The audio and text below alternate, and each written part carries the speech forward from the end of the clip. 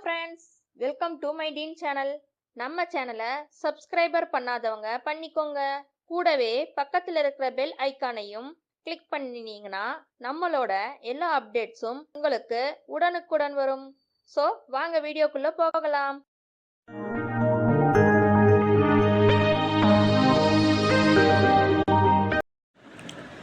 வாங்க இன்றைக்கி என்ன வீடியோவில் பார்க்க போகிறோன்னா நல்ல டேஸ்டான சூப்பரான வாட்டர் ஆப்பிள் ஊறுகாய் எப்படி செய்யறதுன்னு பார்க்கலாம். வாட்டர் ஆப்பிள் ரொம்ப உடம்புக்கு ரொம்ப ரொம்ப நல்லதுங்க. கால்சியம் சத்து, மெக்னீசியம் சத்து, இரும்பு சத்து, இந்த மாதிரி நிறைய சத்துக்கள் அடங்கியிருக்கு. ஹீமோக்ளோபின் அதிகரிக்க உதவும். பாருங்கள், வாட்டர் ஆப்பிள் இப்படி தாங்க இருக்கும். இது சம்பாக்கான்னு சொல்லுவாங்க. இதனுடைய விதை பார்த்திங்கன்னா இந்த அளவுக்கு தான் சைஸில் இருக்கும். கடுகு, அதாவது ஒரு வெந்தயம் சைஸில் தான் இருக்கும் விதை. ஒரே ஒரு விதை 2 விதை அவ்வளோதாங்க வரும், நிறையாலாம் இருக்காது. இதை எடுத்து வச்சுட்டு நல்லா கழுவிட்டு நான் கட் பண்ணி எடுத்து வச்சுருக்கேன். உங்களுக்கு காட்டுறதுக்காக பாருங்கள், நான் இந்த மாதிரி கட் பண்ணிகிட்ருக்கேன். சின்ன சின்னதாக உங்களுக்கு எந்த அளவுக்கு வேணுமோ அந்த அளவுக்கு நீங்கள் கட் பண்ணி எடுத்துக்கலாம். இது வதங்கும் போது நல்லா வதங்கி வெந்து வரும். அப்போ நல்லா டேஸ்ட்டாக நல்லா கொஞ்சம் சுருண்டுரும். அதனால் நீங்கள் பெருசாக கூட சேர்த்திக்கலாம். எனக்கு இது பிள்ளைங்க சாப்பிட்றோம், நம்ம பெரியவங்க எல்லாருமே சாப்பிடும்போது கொஞ்சம் நல்லா இருக்கும்ன்றதுனால நான் கொஞ்சம் பொடியாக சேர்த்திக்கிறேன். இப்போ இதுக்கு ஊறுகாய்க்கு எப்போவுமே நல்லெண்ணெய் தாங்க உடம்புக்கு ரொம்ப ரொம்ப நல்லது. நல்லெண்ணெய் சேர்த்து செஞ்சிங்கன்னா ஊறுகாய் டேஸ்ட்டே வேறு லெவலாக இருக்கும். இப்போ தேவையான பொருள் பார்த்துக்கலாம். பெருங்காயம், வெந்தயம், கடுகு, மிளகாத்தூள், உப்பு, புளி, அதுக்கப்புறம் புளி நான் கரைச்சி எடுத்து வச்சுட்டேன். அதாவது பச்சை மிளகாய் 2 உங்களுக்கு வேணும்னா ஆப்ஷனல் தான் சேர்த்திக்கலாம், இல்லைன்னா ஸ்கிப் பண்ணிவிட்டு நீங்கள் மிளகாத்தூள் கூட சேர்த்திக்கலாம். இஞ்சி, பூண்டு. இப்போ அளவுகள்லாம் நான் ஒன்று ஒன்றா சொல்கிறேன். இஞ்சி பூண்டுமே ஒரு 50 கிராம் அளவுக்கு நான் ஈக்குவலாக எடுத்திருக்கேன். இதை 1 2 குறப்பாக அரைச்சி எடுத்துக்கோங்க. அது அரைச்சி எடுத்து வச்சுருங்க. அதுக்குள்ளே நம்ம இந்த பக்கம் அடுப்பை பற்ற வச்சுட்டு ஒரு பேன் வச்சுக்கோங்க. அந்த பேனில் ட்ரை ரோஸ்ட்டாக இதை நம்ம வறுக்க போகிறோம். அதாவது வெந்தயம் கடுகும் வெந்தயமும் நான் எடுத்து வச்சுருக்கேன். வெந்தயம் 2 டேபிள் ஸ்பூன், கடுகு 1 டேபிள் ஸ்பூன் அளவுக்கு நான் எடுத்திருக்கேன்.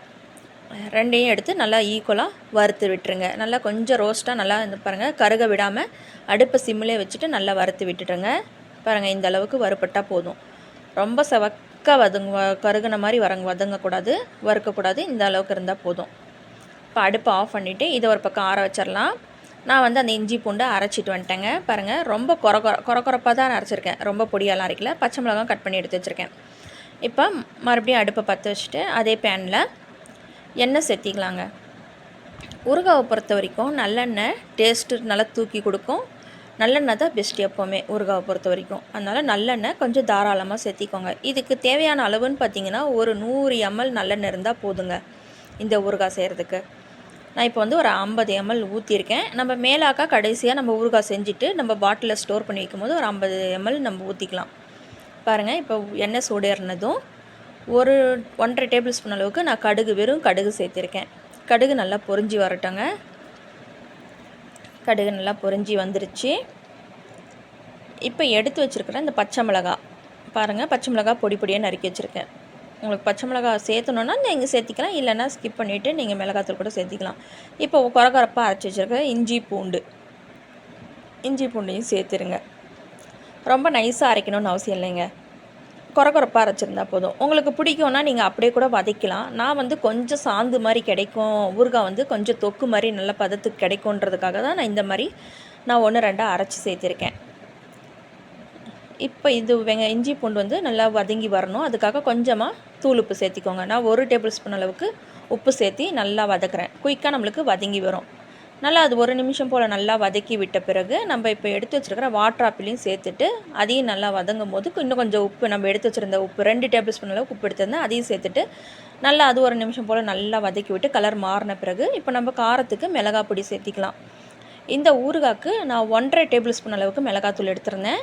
உங்களுக்கு காரம் கம்மியாக வேணுன்னா நீங்கள் கம்மி செட் பண்ணிக்கலாம், இல்லை அதிகமாக வேணுன்னா நீங்கள் இன்னொரு 1/2 டேபிள் ஸ்பூன் சேர்த்திக்கலாம். நான் 1.5 டேபிள் ஸ்பூன் அளவுக்கு இது காரம் கொஞ்சம் நல்லா வரைக்கும்ன்றதுனால நான் 1.5 டேபிள் ஸ்பூன் எடுத்திருந்தேன். ஒரு துண்டு வெல்லம், அதாவது பெரிய நெல்லிக்காய் சைஸ் அளவுக்கு வெல்லம் சேர்த்திருக்கேன். 1 டேபிள் ஸ்பூன் அளவுக்கு பெருங்காய பொடி, நீங்கள் கட்டி பெருங்காயம் கூட சேர்த்திக்கலாங்க. நான் தூள் பெருங்காயம் தான் எடுத்திருக்கேன். 1 டேபிள் ஸ்பூன் அளவுக்கு கொஞ்சம் தாராளமாக சேர்த்திக்கோங்க.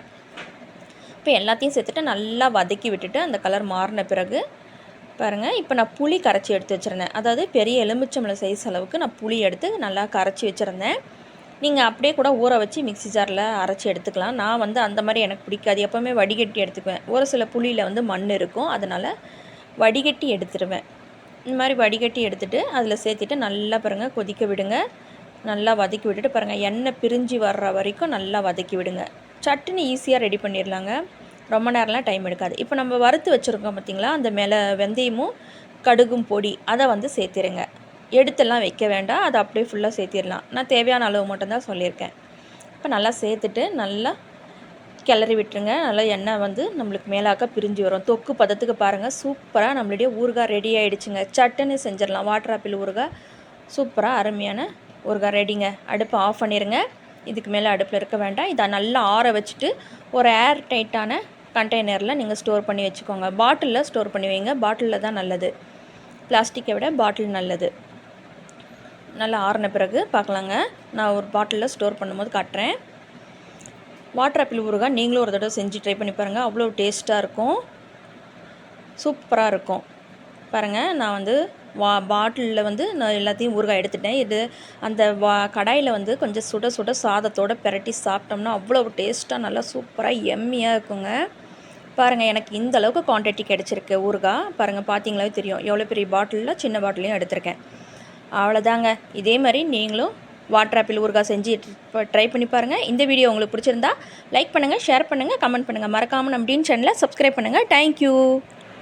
சம்பக்காய் ஊறுகாய் சூப்பர் டேஸ்ட்டு.